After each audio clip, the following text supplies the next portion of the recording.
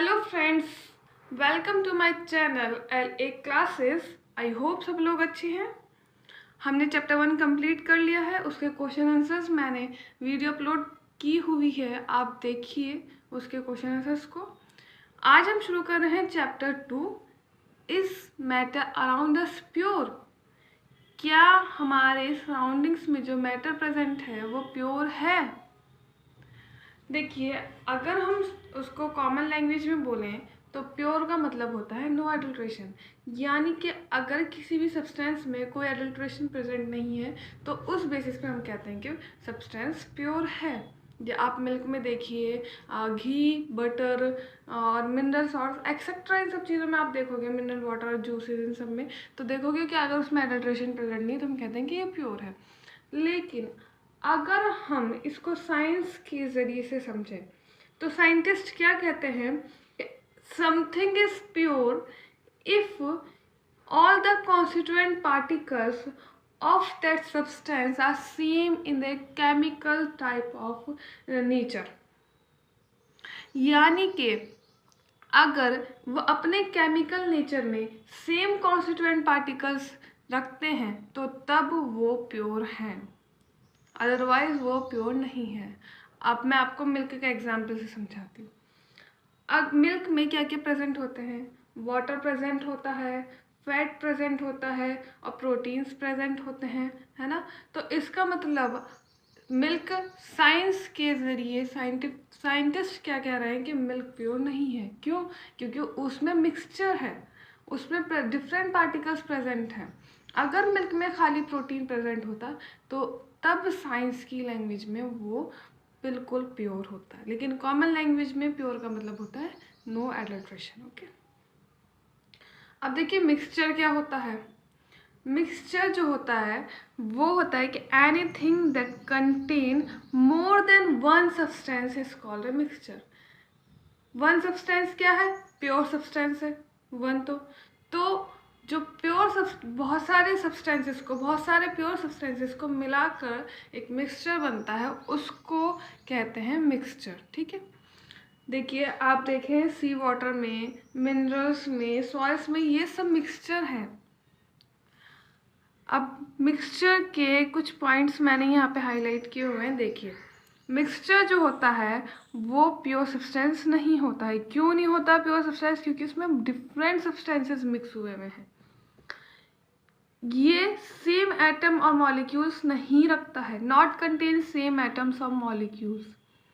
Components can be separated by physical method. अगर हम इसके कंपोनेंट्स को सेपरेट करें, आप सी वाटर में से सॉल्ट को अगर निकालेंगे तो फिजिकल मेथड के ज़रिए ही ये इसके जो कंपोनेंट्स हैं वो सेपरेट होंगे। इट हैव वेरिएबल कंपोजिशन और it do not have fixed melting point and boiling point. इसका जो मेल्टिंग पॉइंट और बॉइलिंग पॉइंट है वो फिक्स्ड नहीं होता है। अब हम बात कर लेते हैं टाइप्स ऑफ मिक्सचर के बारे में। देखिए, मिक्सचर जो होते हैं दो टाइप के होते हैं। एक होता है होमोजीनियस मिक्सचर,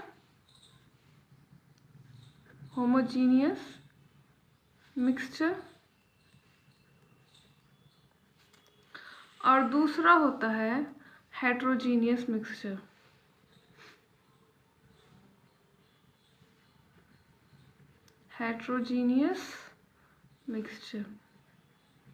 अब देखिए, होमोजीनियस मिक्सचर क्या होता है? होमोजीनियस मिक्सचर वो कंपोजिशन होती है जो कि यूनिफॉर्म होती है through out.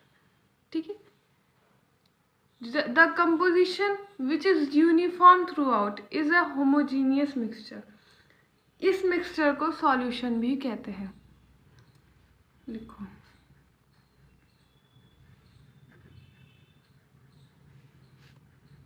homogeneous mixture is a mixture whose component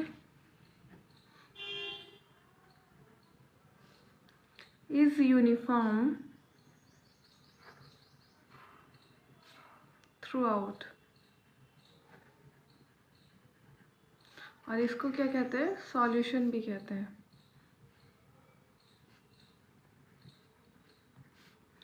आप देखिएगा जूसेस में, आप देखिए कोल्ड ड्रिंक्स में, इन सब में आपको दिखाई देगा होमोजीनियस मिक्सचर।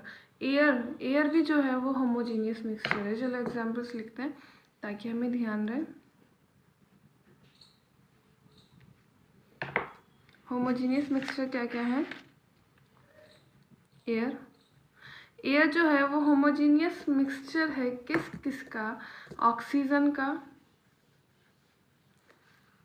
नाइट्रोजन का, कार्बन डाइऑक्साइड का, वाटर वेपर का। एयर मिक्सचर होता है 4 चीज़ों का, जो कि हैं oxygen, nitrogen, carbon dioxide and water vapour. तो क्या हुआ यार, एक मिक्सचर हुई। अब गैसेस जो होती हैं वो फिजिकली मिक्स होती हैं लेकिन केमिकली कंबाइंड नहीं होती हैं। अब देखिए आप एलॉयज़ को देखिए, जिसमें जैसे कि ब्रास है उसमें कॉपर और जिंक प्रेजेंट होता है, स्टील में आयरन और कार्बन प्रेजेंट होता है, ब्रोंज में आप देखोगे तो आपको कॉपर और एसएन दिखाई देगा। ये सारे जो होते हैं ये होमोजीनियस मिक्सचर होते हैं, या फिर इनको सॉल्यूशंस भी इनको बोलते हैं।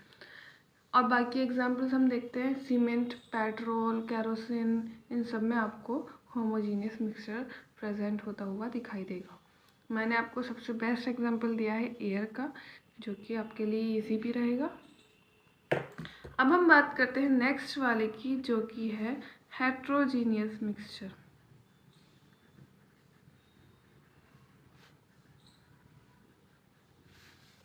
हेट्रोजीनियस मिक्सचर क्या होता है? जिसमें फिजिकली डिफरेंट पार्ट्स जो होते हैं, डिफरेंट प्रॉपर्टीज़ के, वो मिक्स हों। ठीक है। सो heterogeneous mixture is a mixture that consists of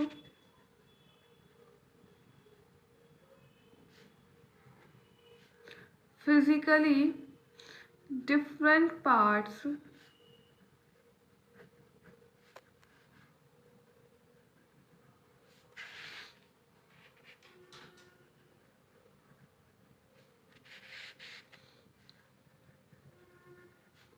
each with different properties। अलग अलग प्रॉपर्टीज़ के अलग अलग पार्ट्स अगर प्रेजेंट हों फिजिकली, तो उसको क्या बोलते हैं? Heterogeneous mixture. एग्जाम्पल में हम देख लेते हैं NaCl एंड आयरन फिलिंग्स, यानी कि सोडियम क्लोराइड और अगर आयरन फिलिंग्स को आप मिक्स करोगे तो दोनों अलग अलग दिखाई देंगी। आप होमोजीनियस मिक्सचर क्या था? सॉल्यूशन था। आप सॉल्यूशन मिक्स कर दोगे, वो सॉल्यूशन आप देखो, वाटर में आपने सॉल्ट मिक्स करा तो सॉल्यूशन बन गया, आपको नहीं पता चलेगा। आप सिर्फ टेस्ट करने में तो बताओगे कि इसमें सॉल्ट प्रेजेंट है, देखने में तो नहीं बता सकते आप। लेकिन अगर आप NaCl में आयरन फिलिंग्स को मिक्स हुआ हुआ देखोगे तो आपको साफ साफ दिखाई देगा कि NaCl में, यानी कि सोडियम क्लोराइड में, आयरन फिलिंग्स मिक्स हुई हुई हैं। तो इसको कहते हैं हेट्रोजीनियस मिक्सचर। और एग्जाम्पल मैं आपको दिखाती हूँ, जैसे सल्फर पाउडर है, उसमें अगर आपने आयरन फिलिंग्स मिक्सड हुई हुई देखी, सल्फर पाउडर, आप देखो पाउडर में आयरन फिलिंग्स आपको दिखाई देंगी, तो इसका मतलब वो हो गया आपका हेट्रोजीनियस मिक्सचर। आप देखो इसके बाद में आप देख लेते हैं कि जो आयरन फिलिंग्स होती हैं वो सेपरेट किससे होती हैं? मैग्नेट से होती हैं। आप देखोगे कि जो सल्फर पाउडर है या फिर NaCl है, वो तो नहीं मैग्नेट से होएगा, आप सेपरेट होएगा। तो इसको हम बोलते हैं हेट्रोजीनियस मिक्सचर। और हेट्रोजीनियस मिक्सचर जो होता है वो भी फिजिकल मेथड से ही सेपरेट होता है। अब हम नेक्स्ट इसके बाद में बात करेंगे सॉल्यूशंस की। सॉल्यूशन क्या होता है? सॉल्यूशन जो है वो होमोजीनियस मिक्सचर है किसका? 2 और उससे ज़्यादा सब्सटेंस का। मैंने भी आपको स्टार्टिंग में भी बताया था कि सॉल्यूशन जो था, होमोजीनियस मिक्सचर जो था, उसको सॉल्यूशन भी कहा गया था। ठीक है। सॉल्यूशंस को हम थोड़ा सा ब्रीफली पढ़ते हैं। सॉल्यूशन जो होता है, जैसे आप देखोगे sugar solution, salt solution, iodine का इथाइल अल्कोहल में सॉल्यूशन देखोगे, तो ये सब क्या है, होमोजीनियस मिक्सचर है। पहले लिख लेते हैं ज़रा, solution is a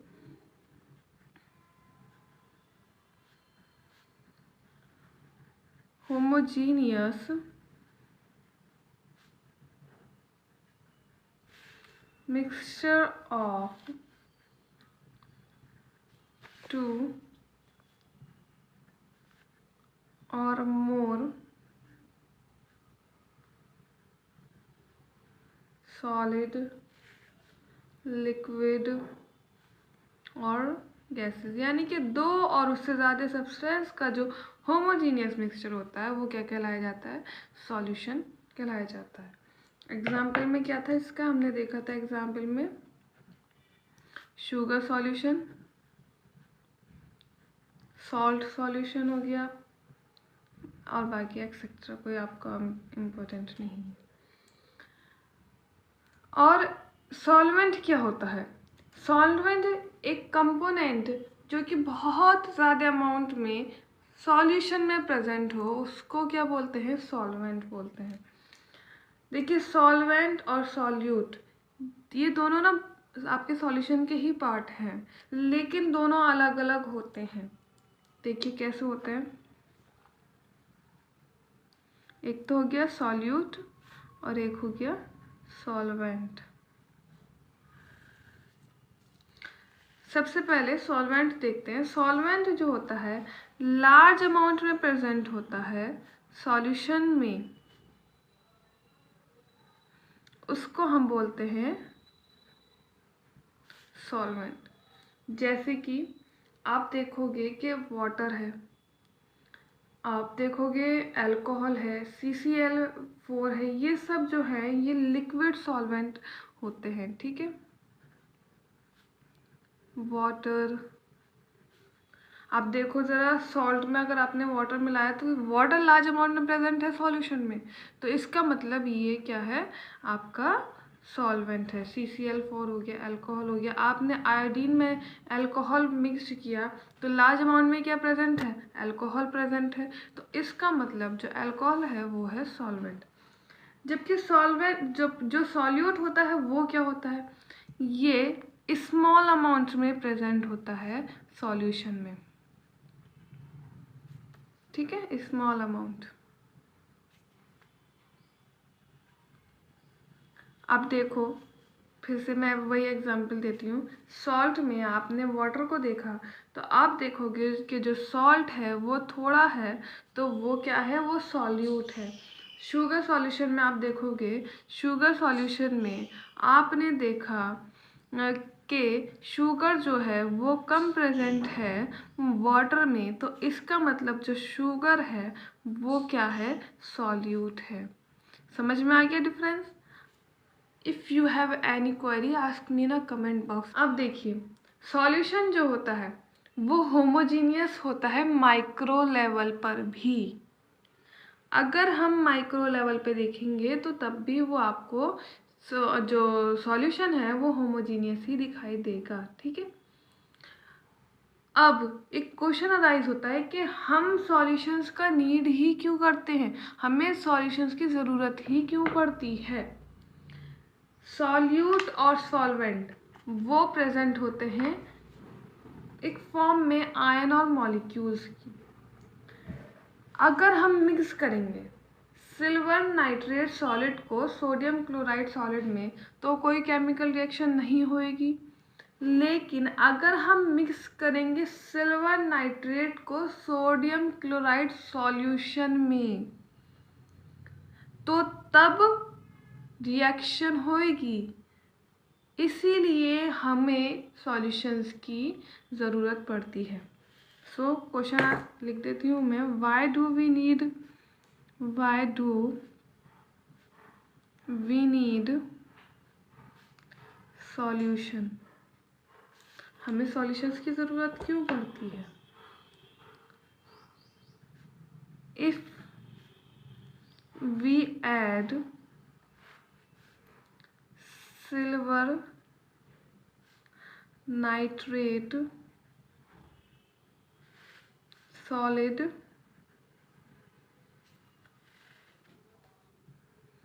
in a sodium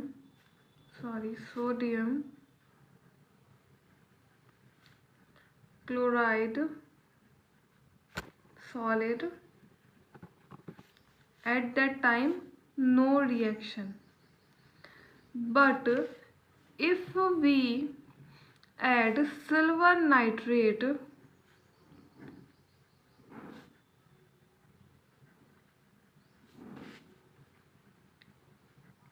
जो कि सॉलिड है, उसको अगर हमने मिक्स किया सोडियम क्लोराइड के सॉल्यूशन में तो तब रिएक्शन होएगी।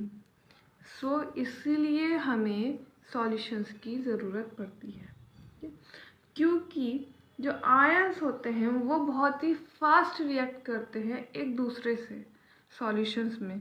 आपसे अगर क्वेश्चन पूछा जाए तो आप ये डाल देना, क्यों? क्योंकि because ions react very fast with each other. क्योंकि जो आयंस होते हैं वो एक दूसरे से बहुत ही जल्दी रिएक्ट कर जाते हैं सॉल्यूशन में, इसीलिए आप देखोगे कि जो सॉल्यूशंस होता है उसकी हमें ज़रूरत पड़ती है। देखिए फ्रेंड्स, मैं आपके लिए कुछ एग्जांपल्स लाई हूँ जो आपकी एनसीईआरटी बुक में भी है। इस solution of A sugar in A water is a solid in a liquid solution. आप देखिए, जो सॉल्यूशन है शुगर का वाटर में वो एक सॉलिड है, एक लिक्विड सॉल्यूशन में। इसमें जो सॉल्यूशन है वो क्या हो गया, शुगर जो शुगर का सॉल्यूशन है उसमें शुगर तो हो गया सॉल्यूट क्योंकि वो सॉलिड है, जबकि water is solvent. Sugar solute क्यों है? क्योंकि वो स्मॉल अमाउंट में प्रेजेंट है। वाटर सॉल्वेंट क्यों है? मैंने आपको अर्लियर बताया है, क्योंकि वाटर लार्ज अमाउंट में प्रेजेंट है। Next example, a solution of a iodine in alcohol known as tincture of iodine. देखिए, अगर क्वेश्चन पूछा जाए what is a tincture of iodine, तो आप बोलना कि solution of a iodine in alcohol. Alcohol में आयोडीन का सॉल्यूशन टिंचर ऑफ आयोडीन कहलाया जाता है। इसमें आयोडीन सॉलिड है, यानी कि वो सॉल्यूट है, क्योंकि जो अल्कोहल है वो ज़्यादा अमाउंट में प्रेजेंट है, जो कि एक लिक्विड है और सॉल्वेंट है, जबकि जो आयोडीन है वो स्मॉल अमाउंट में प्रेजेंट है, इसलिए वो सॉल्यूट है। Third, aerated drinks like soda water etc are gas in liquid solutions। जो इरेटेड ड्रिंक्स होती हैं जैसे कि सोडा वाटर हो गया, ये गैस होती हैं लिक्विड सॉल्यूशंस में। क्यों? क्योंकि इसमें कार्बन डाइऑक्साइड जो कि गैस है वो कम अमाउंट में प्रेजेंट होती है, यानी कि सॉल्यूट है, जबकि जो लिक्विड है यानी कि वाटर है वो सॉल्वेंट है, क्योंकि वो ज़्यादा अमाउंट में प्रेजेंट है। सोडा वाटर यानी कि कार्बन डाइऑक्साइड गैस ही अपने अंदर रखता है। आप देखेंगे कि सोडा जो होता है उससे बबल्स आते हैं, तो इसलिए आते हैं क्योंकि उसके अंदर कार्बन डाइऑक्साइड गैस चली जाती है, तो वो सॉल्यूट है और वाटर सॉल्वेंट है। Air is a mixture of gas in gas. Air gas में गैस का मिक्सचर है। क्यों? क्योंकि एयर खुद एक गैस है और उसमें और गैसेस प्रेजेंट है, तो it is a mixture of gas in gas. तो एयर होमोजीनियस मिक्सचर है बहुत सारी गैसेस का। इसके जो दो मेन कॉन्स्टिट्यूएंट हैं वो है ऑक्सीजन और नाइट्रोजन। एयर में ऑक्सीजन और नाइट्रोजन सबसे ज़्यादा अमाउंट में प्रेजेंट होती है, और जो और गैसेस हैं वो प्रेजेंट होती हैं स्मॉल क्वांटिटी में। सो air is a mixture of A gas in A gas. अब मैं पहले बात करती हूँ प्रॉपर्टीज़ ऑफ सॉल्यूशन के बारे में। Solution is a homogeneous mixture. Solution एक होमोजीनियस मिक्सचर है, मैंने आपको स्टार्टिंग में बताया था। पार्टिकल्स जो होते हैं आपके सॉल्यूशन के, वो इतने छोटे होते हैं कि वो हमें पावरफुल माइक्रोब से भी नहीं दिखते हैं। वो सिर्फ 1 nm के यानी कि 10⁻⁹ मीटर के होते हैं डायमीटर में। सोचिए कितने छोटे होंगे, हमें नहीं दिखाई देते हैं जो आपके सॉल्यूशन के पार्टिकल्स होते हैं। क्योंकि इनका स्मॉल साइज होता है तो ये बीम ऑफ लाइट जो पास इनमें से हो रही है, इनमें से देखिए इतना छोटे होने के बाद भी इसमें से बीम ऑफ लाइट पास होती है, लेकिन वो छोटे होने की वजह से स्कैटर नहीं हो पाती है। इसलिए हमें इसका पाथ जो लाइट का जो पाथ है वो विजिबल नहीं होता सॉल्यूशन में कि वो किस पाथ में आ रही है। बस पता है कि हाँ बीम ऑफ लाइट पास होती है। Solute particles can not be separated from the mixture by process of filtration. जो सॉल्यूटेड पार्टिकल्स होते हैं वो सेपरेट नहीं हो सकते फिल्ट्रेशन के मेथड से भी, क्योंकि वो बहुत ही छोटे हैं। सॉल्यूट पार्टिकल्स सेटल डाउन नहीं होते when left undistributed, that is solution is stable. आप देखोगे कि जब सॉल्यूट पार्टिकल्स को आप मिला दोगे तो उसके बाद वो सेटल डाउन नहीं होते हैं, इसलिए सॉल्यूशन जो होता है वो स्टेबल होता है। अब हम बात कर लेते हैं सॉल्यूशन के टाइप्स की। सॉल्यूशन दो टाइप का होता है, एक होता है एक्वस सॉल्यूशन और जो दूसरा होता है वो होता है नॉन एक्वस सॉल्यूशन। हेडिंग डालते हैं सबसे पहले हम एक्वस सॉल्यूशन की। चलिए कंपेयर करके पढ़ाती हूँ मैं आपको aqueous solution versus non aqueous solution.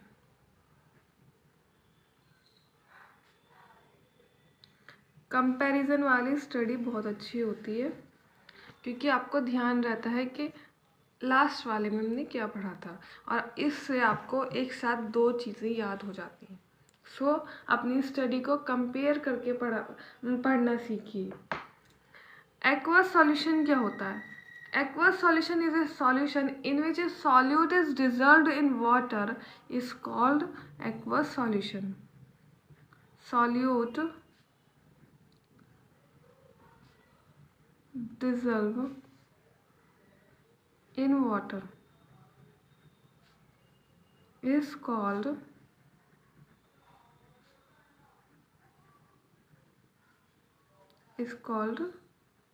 aqueous solution.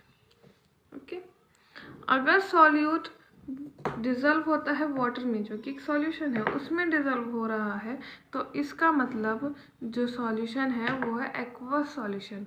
जैसे कि आ गया सॉल्ट वाटर में डिज़ोल्व हो रहा है, आप शुगर देखोगे शुगर वाटर में डिज़ोल्व है, कॉपर सल्फेट वाटर में डिज़ोल्व है CuSO4, तो ये सब क्या कहलाए जाते हैं? Aqueous solution. Non aqueous solution क्या होता है? जिसमें सॉल्यूट डिज़ोल्व होता है किस में? सॉल्यूट डिज़ोल्व किस में होता है?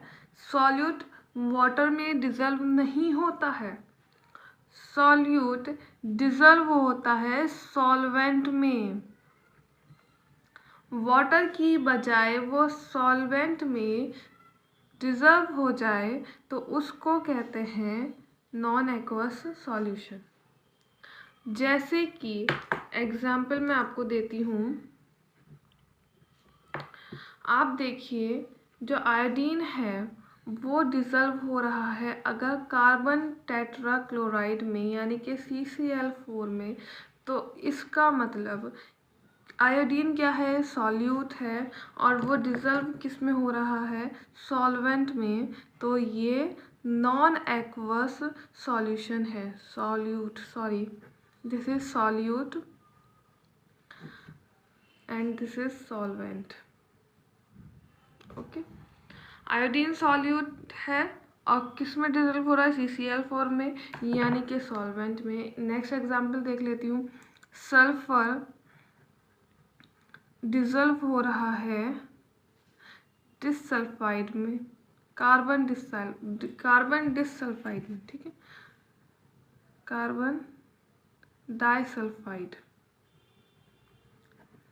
कार्बन डाइसल्फाइड में अगर सल्फर डिजल्व हो रहा है, सल्फर क्या है, एक सॉल्यूट है, कार्बन डाइसल्फाइड क्या है, एक सॉल्वेंट है, तो इसका मतलब ये नॉन एक्वस है। एक और एग्जाम्पल है फॉस्फोरस इथाइल अल्कोहल में अगर डिजल्व हो रहा है तो इसका मतलब it is non aqueous solution, यानी कि कोई भी चीज़ जो कि अदर देन वाटर डिजल्व हो रही है तो वो नॉन एक्वस सॉल्यूशन है। अब बात करते हैं हम कि water as a universal solvent. पहले हम डालते हैं heading, water as a universal solvent. Water universal solvent क्यों होता है? Because it deserve different type of substances in it, क्योंकि इसमें बहुत सारे सब्सटेंसेस डिजल्व हो जाते हैं, तो इसलिए वाटर हम यूनिवर्सल सॉल्वेंट लेते हैं। यूनिवर्सल सॉल्वेंट यानी कि हर एक चीज़ में सॉल्वेंट लेना। मोस्टली आप देखोगे हर एक में आपको वाटर ज़रूर दिखाई देगा, तो इसका मतलब वाटर यूनिवर्सल सॉल्वेंट है। Because it dissolved different types of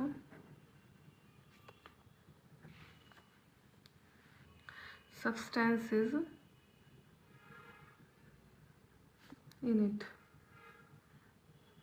क्योंकि इसमें बहुत सारे सब्सटेंसेस प्रेजेंट हैं।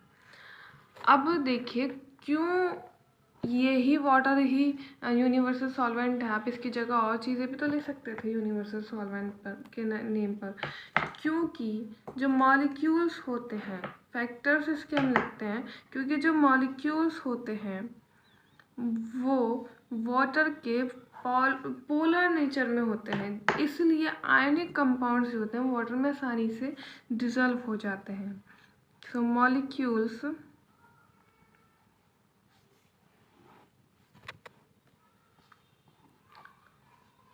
Of water are polar in nature, जिसकी वजह से आयनिक कंपाउंड जो होते हैं वो डिजल्व हो जाते हैं। नेक्स्ट, हाइड्रोजन एटम्स जो होता है वाटर मॉलिक्यूल्स का, वो हाई इलेक्ट्रोनेगेटिव रखता है पोलर मॉलिक्यूल्स में, तो इसलिए ये फैक्टर भी इम्पोर्टेंट है। Hydrogen atom of water molecule, भाई आप देखोगे वाटर मॉलिक्यूल्स में हाइड्रोजन ही प्रेजेंट होता है सबसे ज़्यादा, तो जो हाइड्रोजन एटम है वो हाईली इलेक्ट्रोनेगेटिव है, electronegative of polar molecule.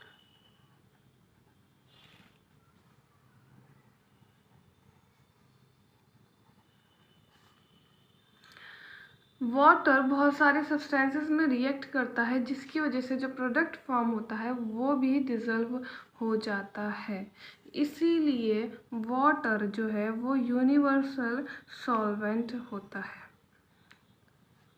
I hope सब लोगों को यहाँ तक अच्छे से समझ में आ गया होगा। If you have any query तो मुझसे कमेंट बॉक्स में पूछिए। अगर आपका कोई क्वेश्चन है, कोई आपके माइंड में कंफ्यूजन अगर आ रहा है तो ज़रूर मुझसे कमेंट बॉक्स में पूछिए, क्योंकि भाई अगर हम अच्छे से पढ़ते हैं तो हमें कंफ्यूजन भी ज़रूर क्रिएट होता है, और लेकिन अगर हमने उस कंफ्यूजन को दूर नहीं किया तो हमारे पिछली पढ़ाई तो बर्बाद जाएगी ही, क्योंकि हमारा तो कंफ्यूजन ठीक हुआ ही नहीं है, और बल्कि आगे की पढ़ाई में भी हमारे प्रॉब्लम क्रिएट कर देगा वो। तो इसलिए हमें कंफ्यूजन को फ़ौरन निकाल देना चाहिए। अब बात करते हैं कि advantages of a water as a solvent. Solvent, water को सॉल्वेंट लेने यूज़ करने पर क्या एडवांटेजेस होंगे। आप देखते हैं कि जो प्लांट्स होते हैं वो मिनरल्स लेते हैं सॉइल से, और फिर वो फोटोसिंथेसिस करते हैं। वो ये काम क्यों करते हैं? वो वाटर की प्रेजेंस की वजह से ये वर्क करते हैं, तो वो तो क्या है, प्लांट्स के लिए यूज़फुल हो गया। फिर क्या आप देखोगे कि जो वाटर है वो हमारे एनिमल्स के, ह्यूमन बीइंग्स के डाइजेशन में वर्क करता है। तो दूसरा एडवांटेज आप देखेंगे कि इरिगेशंस में ये यूज होता है। क्यों? क्योंकि इसमें फर्टिलाइजर्स आसानी से डिज़ोल्व हो जाते हैं। लेबोरेटरी में हम इसको रिएक्शंस के लिए यूज़ करते हैं, तो लेबोरेटरी में ये यूज़फुल है। ये मेडिसिन्स में भी एज अ सॉल्वेंट यूज़ होता है, क्योंकि मेडिसिन्स जो होती हैं वो ज़्यादा इफ़ेक्ट रखती हैं in the form of solutions. तो आप देखोगे कि ये मेडिसिन्स में भी इफ़ेक्टिव दिखेगा। आप देखोगे एक्वेटिक लाइफ में तो बहुत ही ज़्यादा इम्पोर्टेंट है, क्योंकि अगर एक्वेटिक लाइफ में वाटर ही प्रेजेंट नहीं होगा तो एक्वेटिक लाइफ ही प्रेजेंट नहीं होगी। क्योंकि वाटर जो होता है अपने अंदर ऑक्सीजन डिज़ोल्व करके रखता है, जो कि एक्वेटिक एनिमल्स यूज़ करते हैं अपने ज़िंदा रहने के लिए। अब देखिए हर एक चीज़ के डिसएडवांटेजेस के साथ साथ डिसएडवांटेजेस भी प्रेजेंट होते हैं हर एक चीज़ में। ऐसी कोई चीज़ नहीं है जिसमें सिर्फ एडवांटेजेस प्रेजेंट हो। तो अब हम देखते हैं डिसएडवांटेजेस।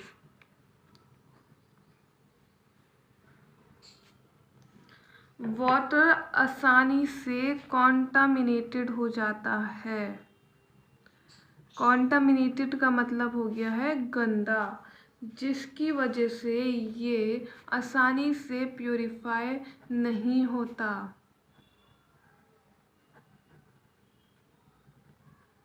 बहुत डिफ़िकल्टी होती है इसको प्योरीफाई करने में, इसीलिए वाटर पॉल्यूशन हो जाता है। तो ये रिस्पॉन्सिबल किस लिए होता है? वाटर पॉल्यूशन के लिए भी।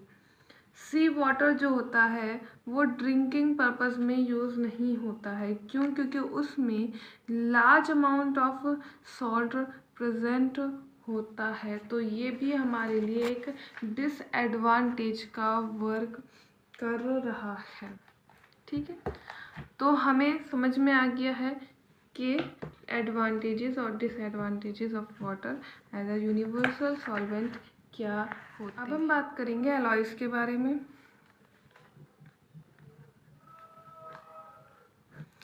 वाटर एलॉयज यानी कि होमोजीनियस मिक्सचर ऑफ ए 2 और more metals is known as alloys. ठीक है, होमोजीनियस मिक्सचर ऑफ, और ये आप देख सकते हो नॉन मेटल्स भी हो सकते हैं। ठीक है, 2 और मोर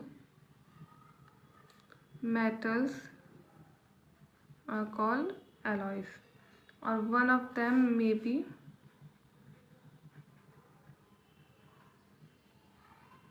हो सकता है कि ये इनमें से एक नॉन मेटल भी हो, तो तब भी आप एलॉयज का मिक्सचर ही बोलेंगे कुछ बेसिस पर। जैसे कि एग्जांपल दिखाती हूँ मैं आपको। ब्रोंज एक एलॉय है क्योंकि इसमें कॉपर और टिन प्रेजेंट है। तो bronze is an alloy of copper and tin. लिखो, bronze is an alloy of copper and tin। समझ में आ गया आप लोगों को? अब बात करते हैं ब्रास के बारे में बात करते हैं। ब्रास एक सॉलिड सॉल्यूशन है जिसमें 70% कॉपर और 30% जिंक प्रेजेंट होता है। इसीलिए कॉपर एक सॉल्वेंट है और जो कि जिंक है वो एक सॉल्यूट है, विच हैव ब्रास। ठीक है, तो brass is a solid of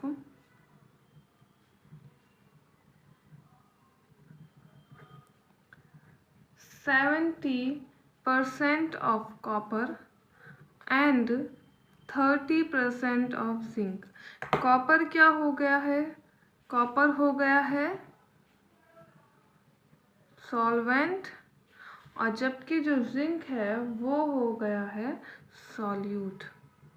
तो हमारा आज का लास्ट टॉपिक रह गया है जो कि है कंसंट्रेशन ऑफ सॉल्यूशन। ये जो होता है ये एक्सप्रेस्ड होता है 5 वेज में। सबसे पहला है amount of solution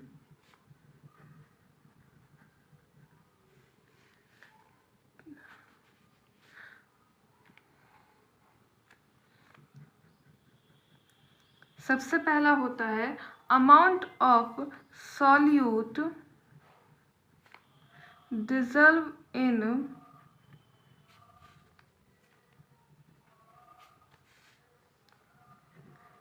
given mass of solution. Second is amount of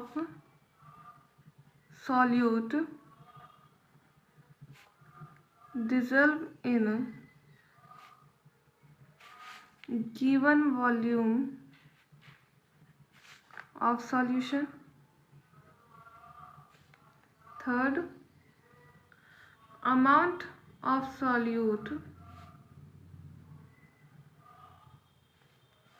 dissolve in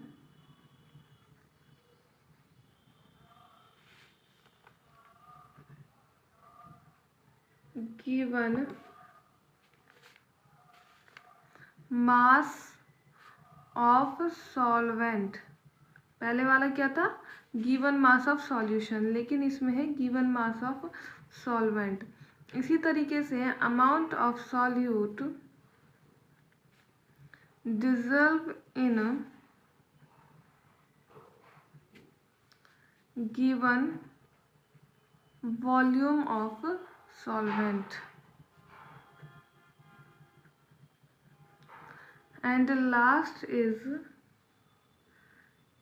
ये एक्सप्रेस्ड होता है परसेंट की फॉर्म में भी। It may be expressed in terms of percent by mass of solute.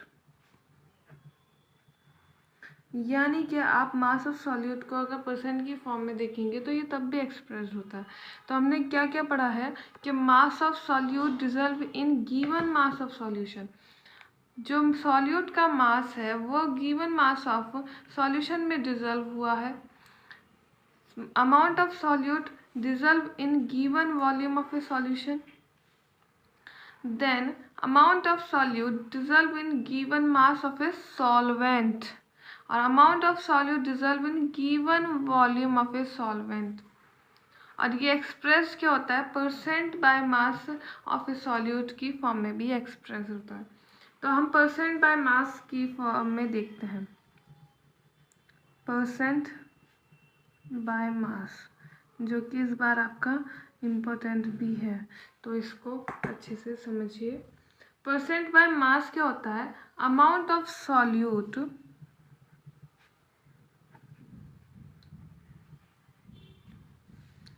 dissolved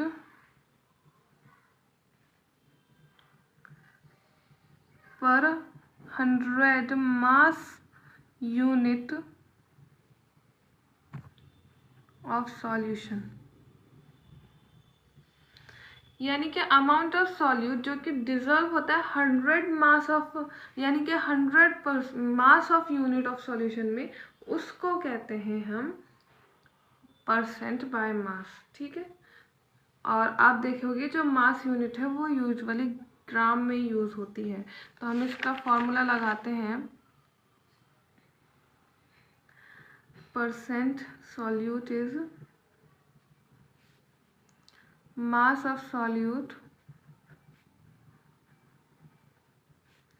over mass of solution into 100। समझ में आ गया है। इसके बेस पर मैं तुम्हें एक क्वेश्चन भी देती हूँ। A solution contain 40 gram of common salt in 320 gram of water. Question ध्यान से कि एक सॉल्यूशन में 40 ग्राम कॉमन सॉल्ट है 320 ग्राम ऑफ वाटर में। Calculate the concentration in percent by mass percentage of the solution. Concentration of a solution mass by mass percentage of a solution में calculate करो। तो अब ये कैसे होएगा देखो, क्वेश्चन आपको मैंने बता दिया है, आप अपनी बुक में भी देखिएगा। मैं आपको सॉल्यूशन सिखा देती हूँ। डाल दिया मैंने solution.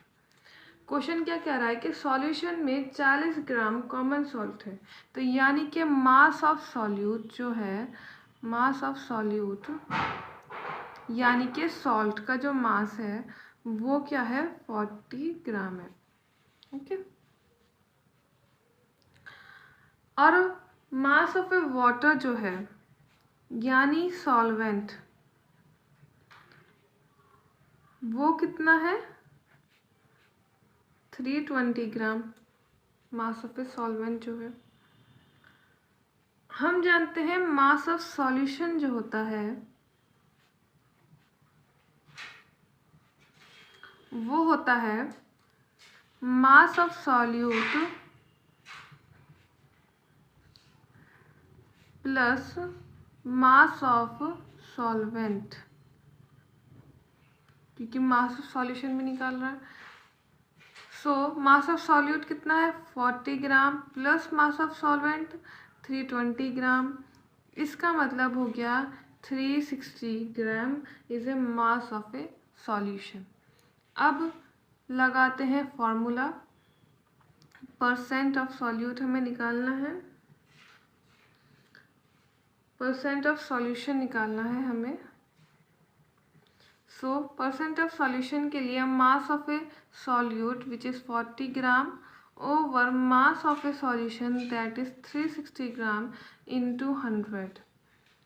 Now we can solve and we find it is a 11.1% comes the answer. अब 3 टाइप्स के सॉल्यूशंस होते हैं, saturated solution,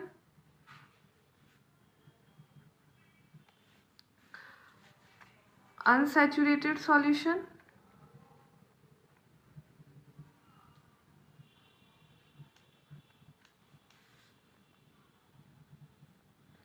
and supersaturated solution.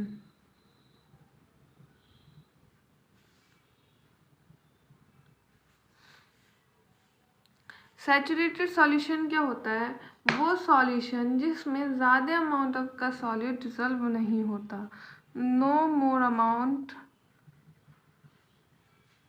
Of solute dissolve at a particular temperature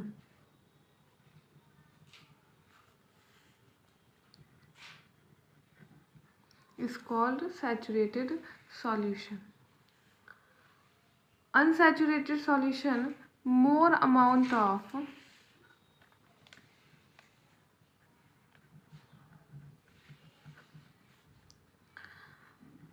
solute dissolve at a particular temperature. एक particular temperature पर ज़्यादा amount का जो solute dissolve होता है उसको अनसैचुरेटेड सॉल्यूशन कहते हैं। जबकि सुपर सैचुरेटेड सॉल्यूशन वो सॉल्यूशन जो कि डिज़ोल्व होता है, ए solution which dissolve more than a saturation concentration is called dissolve more than saturated concentration is called super saturated solution। जैसे कि सोडियम थायोसल्फेट जो है वो सुपर सैचुरेटेड सॉल्यूशन बनाता है। सोडियम थायोसल्फेट का फॉर्मूला ये होता है, सोडियम थायोसल्फेट